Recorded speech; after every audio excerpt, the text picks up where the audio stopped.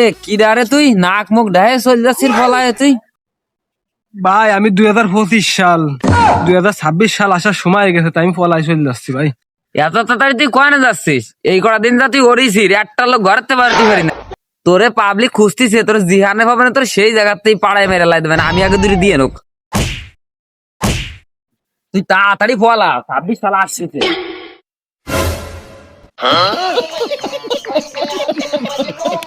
Happy new year, happy new year. আমি 2026, আমি এই বাংলাদেশে রাজ করবো। I am come to back.